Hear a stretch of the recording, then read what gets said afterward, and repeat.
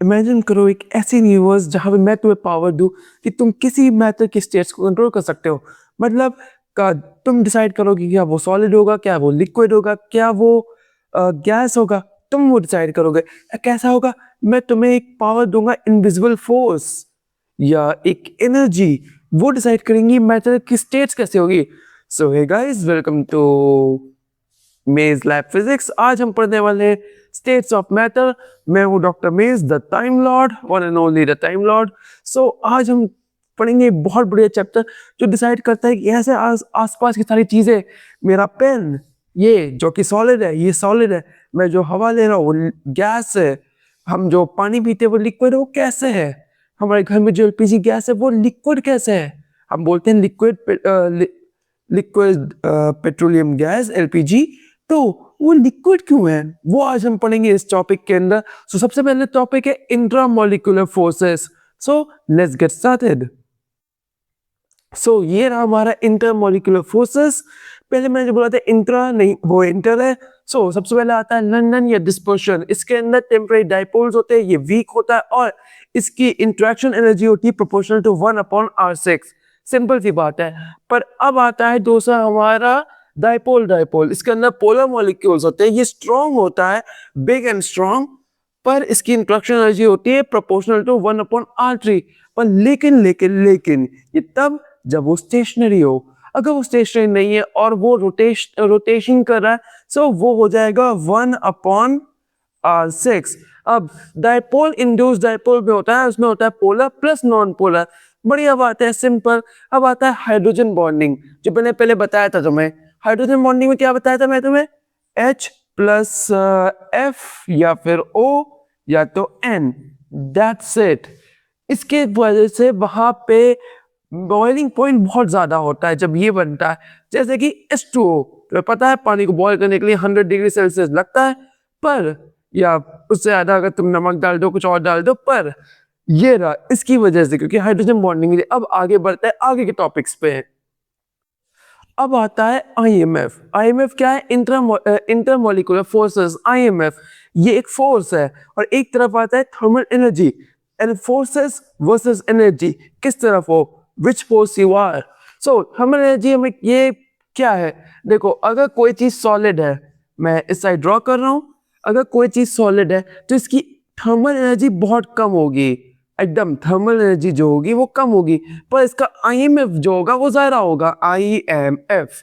लेकिन अगर कोई चीज गैस हुई तो उसकी थर्मल एनर्जी ज्यादा होगी और आईएमएफ लो होगा।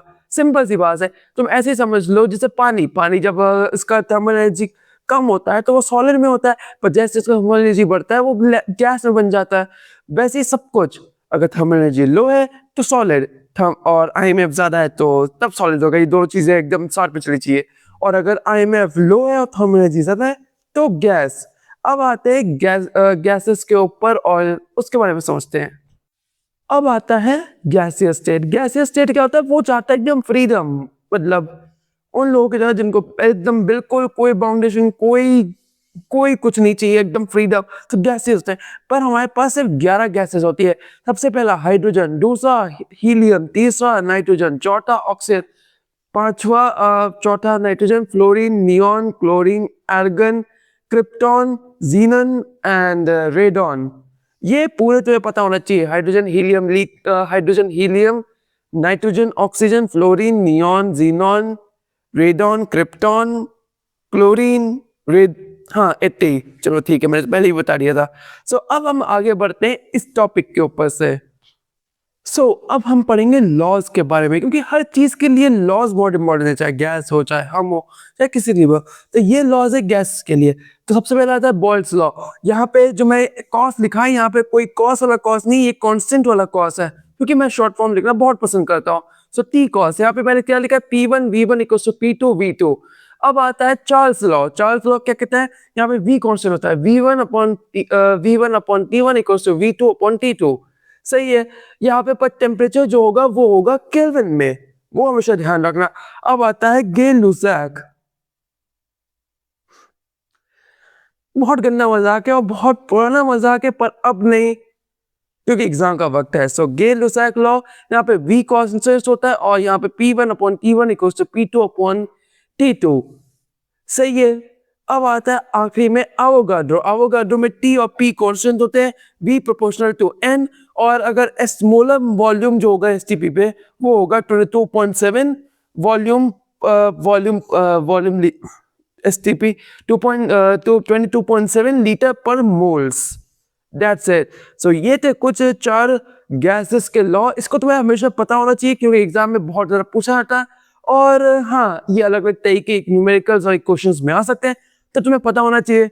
सो अब आगे बढ़ते हैं। अब आता है आइडियल गैस इक्वेशन, हमारी favourite equation PV equals to nRT। Universal gas constant क्या है हमारा R।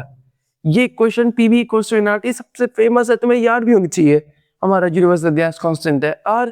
ये कुछ नंबर है तुम हमेशा याद रख लो, 0.0821 LATM Kelvin -1 मोल -1, 82314 JK -1 मोल -1। ये ऐसे क्यों याद रखता हूँ मैं, क्योंकि मेरे लिए इजी होता है, मुझे उसको पूरा प्रोनाउंस करना मुझे अनोइंग लगता है और टाइम वेस्टिंग लगता है, पर तुम्हारे लिए नहीं है, तुम याद रखना। अब डेंसिटी के लिए एक ट्रिक कह सकते हो, हैक कह सकते हो, PM/RT। M यहाँ पे जो है वो है मोलर मास। डाल्टन्स लॉ क्या है, P total equals to P1 P2 P3, पर पार्शियल प्रेशर विथ मोल जो हम निकालेंगे वो होगा P1 इक्वल्स टू x1 या फिर xi into P total. That's it. ये थे कुछ आइडियल गैस इक्वेशन और उसके सराउंडिंग के टॉपिक्स। और अब आगे बढ़ते हैं। अब देखो, जो मॉलिक्यूल्स होते हैं वो पॉइंट मासेस की तरह होता है, बहुत क्योटिक होते हैं, रैंडम होते हैं और उन अनप्रेडिक्टेबल होते हैं। हमें कुछ फॉर्मूला चाहिए होते हैं, कुछ चीजें चाहिए होती है, जैसे कि the power formula PV equals to 1/3 mnc²। ये रहा। अब एवरेज काइनेटिक एनर्जी कैसे निकालोगे, एवरेज काइनेटिक एनर्जी निकलेगी KE 3/2 kBT। KB जो यहाँ पे है वो है बोल्ट्जमैन कांस्टेंट। अगर बोल्ट्जमैन कांस्टेंट तो नहीं पता तो प्लीज गूगल करो, पता कर लो, गूगल कर लेना। रूट मीन स्क्वायर स्पीड जो होगी वो URNS होती है और इसकी इक्वल्स टू √3RT/m। ये रहा कुछ काइनेटिक थ्योरी, सिंपल है, मैंने तुम्हें फॉर्मूला बता दिया। क्यों? क्योंकि तुम रिवीजन कर रहे हो, बहुत छोटी सीरीज रखनी है मुझे, मैं ब्रीफ में बता नहीं सकता हूँ, पर एटलीस्ट तुम्हें फॉर्मूला पता है, तुम्हें चीजें पता होगी ब्रीफली, पर तभी काम नहीं की है जब तुमने पूरे साल स्टडी की हो, तुम नीट के लिए एकदम प्रिपेयर्ड हो और तुम बस ये ऐसे ही देख रहे हो, एक तरीके से फन लेक्चर कह सकते हो तुम, एक रिवीजन की तरह है। रिवीजन की तरह देखो, तुम इसमें समझने नहीं बैठ सकते। अब आगे बढ़ते। अब देखो, जीवन में हर चीज वैसे एक्सपेक्टेड नहीं चलती है, तुम एक्सपेक्ट करते हो। जब तुमने क्लास 11 स्टार्ट की होगी तो तुम बहुत ही जॉय में होगे कि हाँ बेटा 10th में तो मेरे बढ़िया परसेंट आ गए, 80%, बढ़िया परसेंटेज है ना। और उसके बाद क्या हुआ, रियलिटी हिट की। 11 का सिलेबस भयंकर, 12 का सिलेबस भयंकर, टीचर स्कूल में तुम्हें बुली कर रहे कि बेटा अटेंडेंस दो, वहां पे तुम्हें ट्यूशन जाना है, कोचिंग जानी है, इंस्टीट्यूशन में पढ़ना है, और साथ ही साथ तुम नीट या जेईई की तैयारी करो। तो आइडियल नहीं थी, तुमने क्या सोचा था ऐसा होगा, पर ऐसा नहीं हुआ। तो बस उसी तरह है, आइडियल गैस इक्वेशन भी रियलिटी में एग्जिस्ट नहीं कर सकती। तो हमारे पास है वैन डर वाल इक्वेशन। वैन डर वाल हैरी पॉटर वाला नहीं है। तो bracket open P + AM² / V², bracket close, bracket open V - NV, bracket close, equals to nRT। ये रहा। यहाँ पे जो A है वो है इंटरमॉलिक्यूलर अट्रैक्शन, B जो है वो है एक्सक्लूडेड वॉल्यूम, Z जो है वो है कंप्रेसिबिलिटी। हाँ, कंप्रेसिबिलिटी, इसका फॉर्मूला क्या है, Z इक्वल्स टू PV/nRT। अब देखो, अगर Z इक्वल्स टू 1 हुआ तो आइडियल गैस है, Z छोटा हुआ 1 से तो ये इसका अट्रैक्शन फोर्स डोमिनेंट होगा और इजी टू लिक्विफाई, मतलब एलपीजी के लिए अगर ये एलपीजी या फिर उसके लिए काम आता है। पर अगर इसी जगह Z बड़ा हुआ 1 से तो रिपेल फोर्स डोमिनेंट होंगे। हाँ, रिपेल फोर्स डोमिनेंट होंगे, यहाँ पे अट्रैक्टिव फोर्स डोमिनेंट होंगे, पर यहाँ पे रिपेल फोर्स डोमिनेंट होंगे और लिक्विफाई करना इजी नहीं होगा। दैट्स इट, बस इतना सही टॉपिक था आइडियल गैस और अनआइडियल गैस। हर चीज में डिपेंड करता, चाहे तुम कोई रिलेशनशिप में देख लो, चाहे लाइफ में देख लो, दोस्ती में देख लो, आइडियल चीजें नहीं मिलती हैं। तुम सोचते हो मिले पर नहीं होता। चीजें अनएक्सपेक्टेड जा सकती है, आउट ऑफ टर्न ले सकती है, पर कभी भी हारना नहीं है। सो अब आगे बढ़ते हैं। अब देखो मैं थोड़ा थक गया हूँ तो मैं वापस बोर्ड में लिखने वाला नहीं हूँ, पर मैं कुछ चीजें अपनी टेलीप्रॉम्प्टर से पढ़ दूंगा। सो ये रहा। सबसे पहले तो मैं साइड पे फ्लैश कर देता हूँ चीजें। सो क्रिटिकल टेम्परेचर जो होता है वो होता है तब जब इस जगह पे हाईएस्ट टेम्परेचर पे वो लिक्विफाई हो पाता है। इसको हम लिखते हैं TC से 8A/27 RB। सही है। अब आता है क्रिटिकल प्रेशर जैसे कि PC, ये होता है A/227B²। और क्रिटिकल वॉल्यूम क्या होता है 3B, मतलब तुम समझ सकते हो। अब आता है लिक्विड स्टेट। लिक्विड स्टेट में क्या कहते हैं कि वेपर प्रेशर इंक्रीज करता है, मतलब वेपर प्रेशर जो होता है वो इंक्रीज करता है टेम्परेचर के साथ, पर डिक्रीज करता है जब इंटरमोलिकुलर फोर्सेस मतलब डिक्रीज विद इंटरमोलिकुलर फोर्स। अगर इंटरमोलिकुलर फोर्स बढ़ेगा तो डिक्रीज करेगा, इंक्रीज होगा अगर टेम्परेचर बढ़ेगा।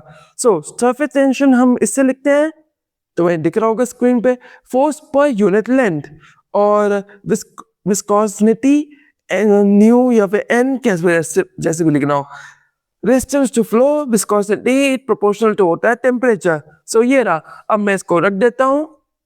सो या दैट्स इट। होपफुली आपको पसंद आ गया होगा।